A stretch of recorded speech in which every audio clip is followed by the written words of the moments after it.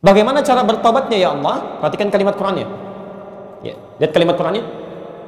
Innamat taubatu 'alallahi, sungguh tobat yang hanya diterima oleh Allah. Awas, hati-hati, artinya kalau ada orang bertobat tidak memenuhi unsur ini, tobatnya sulit untuk diterima. Ya. Lilladzina ya'maluna as-su'a bijahalatin, yaitu bagi orang yang pernah berbuat kesalahan dalam hidupnya karena jahalah. Ya. Jahalah itu bisa punya dua arti. Ya. Bisa karena tidak tahu, ya, karena kebodohan, tidak ada ilmu misalnya kan. Ya. Ada orang belum paham tentang ilmu keislaman, ya, qadar Allah kemudian masuk Islam, kemudian makan misalnya makan daging babi gitu kan, karena tidak tahu di sini. Itu jahalah. Ya.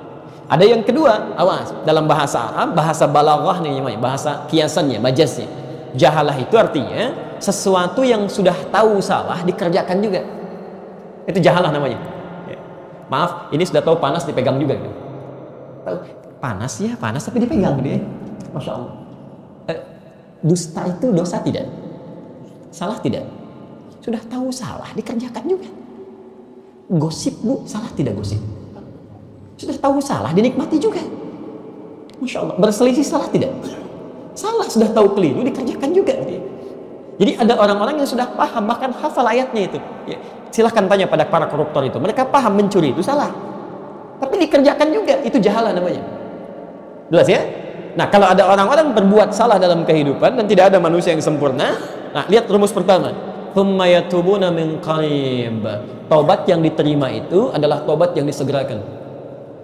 Saya ulang ya, ini kaidah penting nih.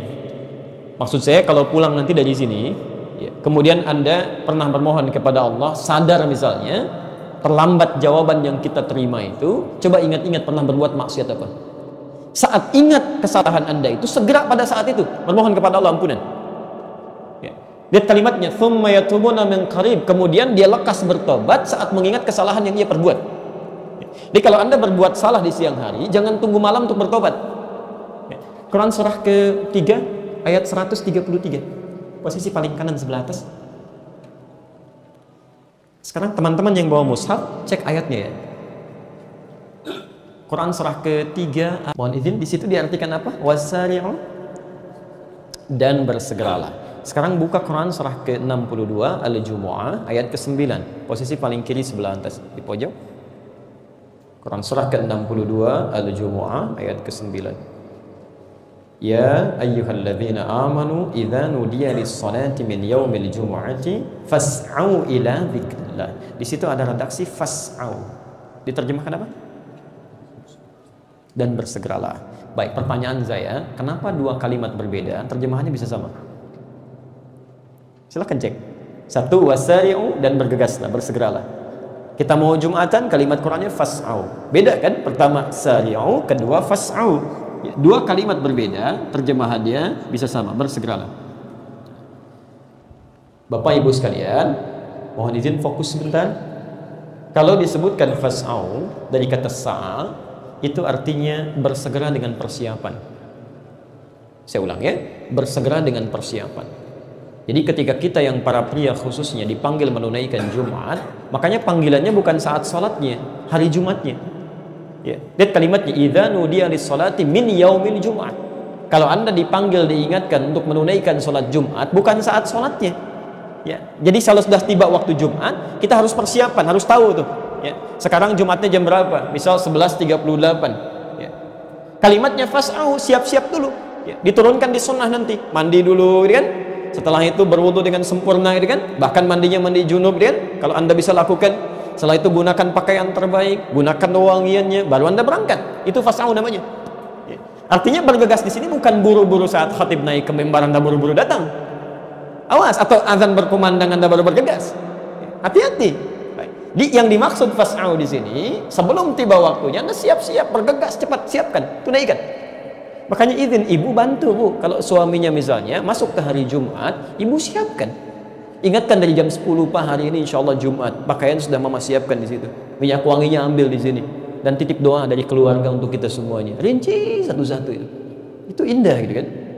Nah, sedangkan sara'a itu artinya sifat segera yang tidak memerlukan persiapan. Bahkan kalau dalam bahasa Arab, kalau sudah ada kata sara'a, itu artinya berpikir pun nggak usah lah. Langsung.